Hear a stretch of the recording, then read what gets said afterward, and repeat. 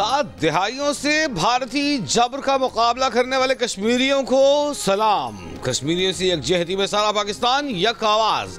वफाकी दारुल-हुकूमत चारों सूबों आज़ाद कश्मीर गिलगित बल्तिस्तान में मुजाहिरे, रैलियाँ, मुख्तलिफ शोबाए जिंदगी के अफराद, बड़े बच्चे सब शरीक। इस्लामाबाद में दफ्तर खारजा से ली चौक तक रैली। मुजफ्फराबाद की आज़ादी चौक में सायरन बजाकर 1 मिनट की खामोशी इख्तियार की गई। आज़ाद कश्मीर को पाकिस्तान से मिलाने वाले रास्तों पर इंसानी हाथों की जंजीर बनाकर यकजहती का इजहार। कोहाला एंट्री पॉइंट पर परचम कुशाई की तकरीब, फौजी और सिविल हुक्काम शरीक। वज़ीर आज़म शहबाज शरीफ आज़ाद कश्मीर के कानून साज असम्बली से खुसूसी खिताब करेंगे। ऑल पार्टी हुर्रियत कॉन्फ्रेंस के रहनुमाओं से भी मिलेंगे।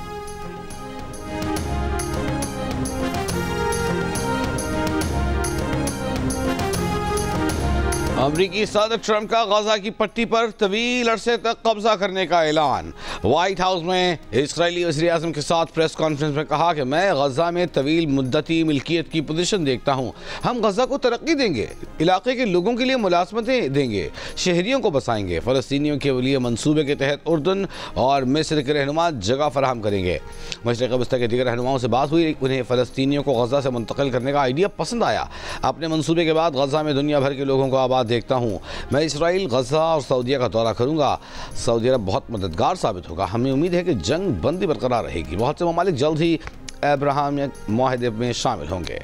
नेतन्याहू के साथ मुलाकात में हमास के खात्मे को यकीनी बनाने पर बात की। ओवल ऑफिस में कहा कि फ़लस्तीनियों के पास गजा छोड़ने के अलावा दूसरा रास्ता नहीं। सऊदी अरब फ़लस्तीनी रियासत के क़याम का मुतालिबा नहीं कर रहा। इसराइली वज़ीर आज़म ने कहा, ट्रंप गजा का मुख्तलिफ मुस्तक़बिल देखते हैं। ये काबिल तवज्जो है और तारीख़ बदल सकता है।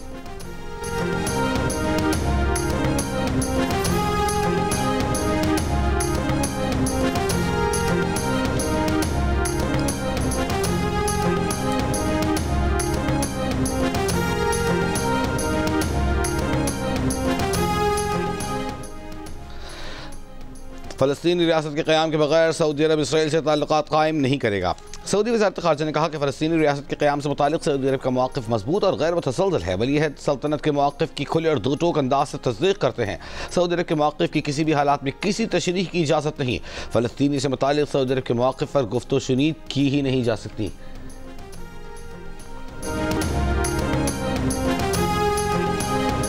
इस्माइली कम्युनिटी के रूहानी पेशवा प्रिंस करीम आगा खान इंतकाल कर गए। 88 बरस के प्रिंस करीम आगा खान का इंतकाल पुर्तगाल के दारुल-हुकूमत लिस्बन में 4 फरवरी को हुआ। वो इस्माइली कम्युनिटी के 49वें इमाम थे। उनकी नमाज जनाजा लिस्बन में ही अदा की जाएगी।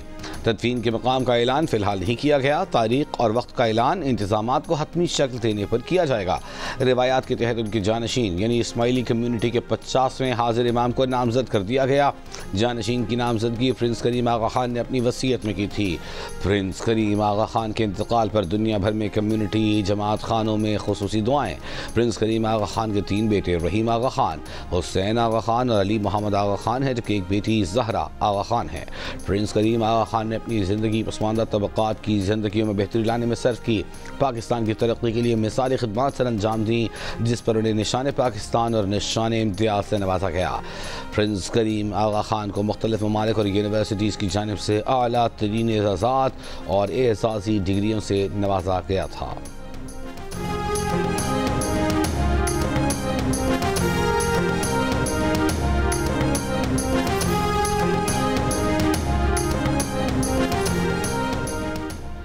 Chairman joint chiefs of staff committee और सर्विसेज चीफ्स की कश्मीरियों की गैर मुतज़लज़ल हिमायत का याद। ISPR के मुताबिक पाकिस्तानी फ़ौज मकबूजा कश्मीर में इंसानी हुकूक़ की जारी संगीन खिलाफ वर्जियों की मज़म्मत करती है। आज़ादी और वक़ार के जायज़ हुसूल में कश्मीरियों के साथ कंधे से कंधा मिलाकर खड़े हैं। आलमी बरादरी अक़वाम मुत्तहिदा कश्मीरियों के हालत ज़ार के इज़ाले के लिए फ़ौरी और फैसला कुन इक़दाम करे।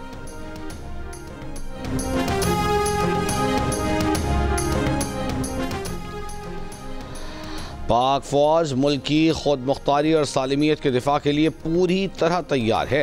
किसी भी मुहिम जोई का मुकम्मल ताकत के साथ जवाब दिया जाएगा।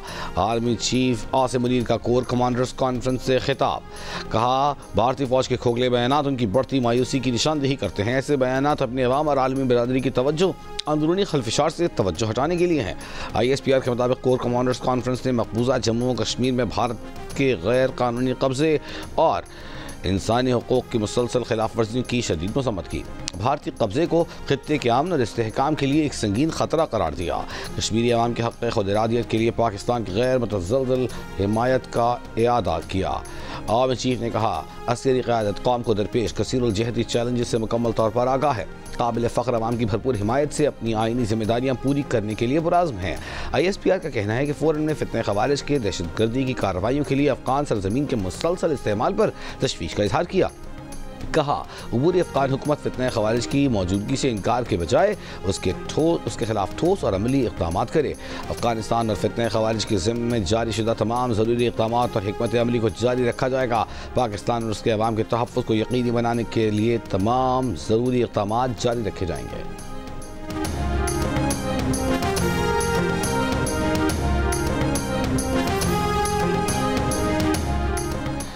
अमरीका का अक़वाम मुत्तहिदा की इंसानी हुकूक़ काउंसिल से बाहर फ़लस्तीनी इमदादी एजेंसी UNRWA के फंडिंग रोक दी। अमरीकी सदर ट्रंप ने एग्जीक्यूटिव ऑर्डर पर दस्तखत कर दिए। ईरान को जौहरी हथियारों के हुसूल से रोकने के मेमो पर भी दस्तखत। कहा, ईरान के साथ डील करना पसंद करेंगे। ईरान न्यूक्लियर हथियारों बनाने के बहुत करीब है। ईरान न्यूक्लियर हथियार नहीं रख सकता। अगर ईरान ने अमरीका पर जवाबी हमला किया और मुझे मारने की कोशिश की तो ईरान को मुकम्मल तबाह कर दिया जाएगा। ट्रंप ने कहा कि चीनी सदर से मुनासिब वक्त पर बात करेंगे और इसके लिए कोई जल्दी नहीं। चीन जवाबी टैरिफ आयद करता है तो भी ठीक है। सदर ट्रंप ने कहा कि US एड में बहुत फ्रॉड हो रहा है, उसे बंद कर देंगे। चाहते हैं कि एग्जीक्यूटिव ऑर्डर के जरिए अमरीकी महकमा तालीम भी बंद कर दें। अमरीकी मुजरिमों को किसी दूसरे मुल्क की जेलों में कैद रखना ठीक होगा। कई ममालिक अमरीका के मुजरिमों को कैद में रखने पर तैयार भी हैं।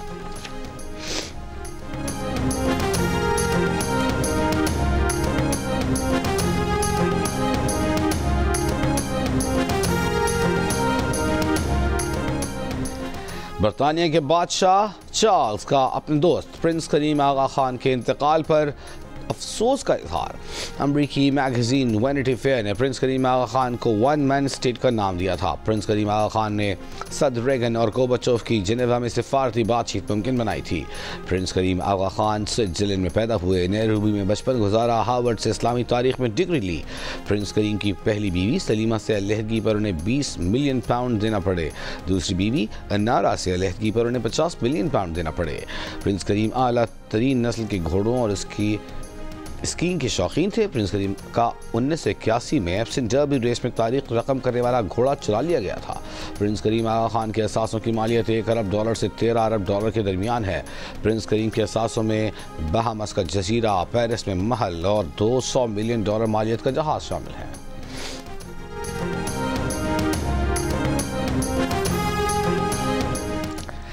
सऊदी वली अहद शहजादा मोहम्मद बिन सलमान की ज़ेर सदारत काबीना का इजलास। पाकिस्तान के फाइनेंशियल मॉनिटरिंग यूनिट के साथ मनी लॉन्ड्रिंग, दहशतगर्दी की तहकीकात के तबादले की मंजूरी।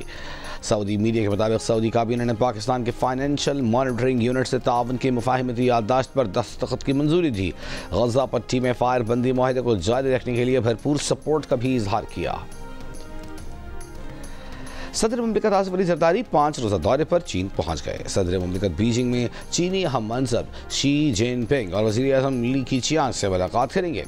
सदर मुमलिकत एशियन विंटर गेम्स की इफ्तिताही तकरीब में भी शिरकत करेंगे। ऐवान सदर के एलामी के मुताबिक सदर मुमलिकत का दौरा चीन दो तरफ़ा इक़्तिसादी और तिजारती ताउन मज़ीद बढ़ाने में अहम किरदार अदा करेगा। मुलाकातों के दौरान पाक चीन इक़्तिसादी राहदारी, इलाक़ाई रवाबित पर अहम दो तरफ़ा उमूर पर तबादला ख्याल होगा।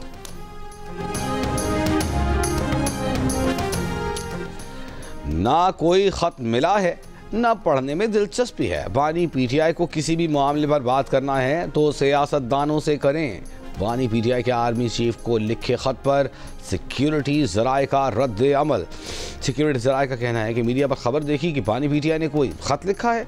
दूसरी जानिब तहरीक इंसाफ के चेयरमैन बैरिस्टर गौहर के मुताबिक बानी PTI ने कहा कि उन्होंने आर्मी चीफ को ख़त लिखा है जिसमें कहा है कि फ़ौज की बड़ी कुर्बानियाँ हैं, खलीज नहीं होनी चाहिए, लेकिन वो समझते हैं कि खलीज बढ़ती जा रही है। इसकी कुछ वजूहात भी है जिन्हें देखना बहुत ज़रूरी है।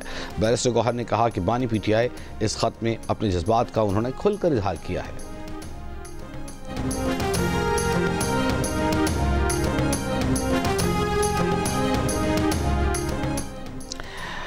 फैसल चौधरी ने कहा है कि बानी PTI ने खुले खत में अपना मौक़िफ़ बयान किया है। वो नहीं मानते कि खुला खत मुताल्लिका इदारों तक नहीं पहुंचा होगा। बानी PTI ने सहाफ़ियों और सोशल मीडिया के जरिए खुला खत भेजा है। नून लीग के रहनुमा तलाल चौधरी बोले, खत बदनीयती पर मबनी और तजादात से भरा हुआ है। क्या PTI एस्टेब्लिशमेंट पर लगाए गए इल्ज़ामात से पीछे हट गई है?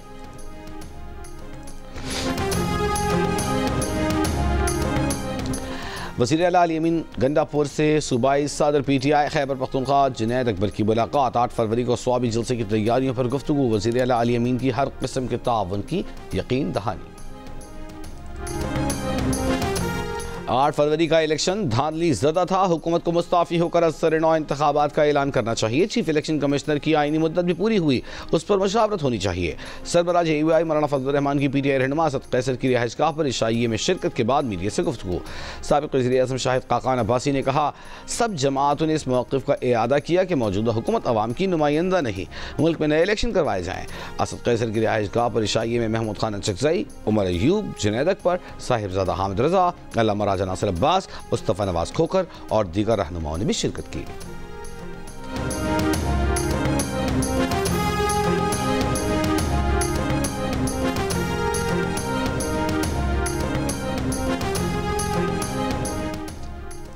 तीन मुल्की क्रिकेट सीरीज में शिरकत के लिए न्यूजीलैंड की क्रिकेट टीम लाहौर पहुंच गई। न्यूजीलैंड की टीम आज मुकम्मल आराम करेगी। मेहमान टीम कल से प्रैक्टिस सेशन का आगाज करेगी। तीन मुल्की सीरीज का पहला मैच पाकिस्तान और न्यूजीलैंड के दरमियान 8 फरवरी को कज़ाफी स्टेडियम में खेला जाएगा।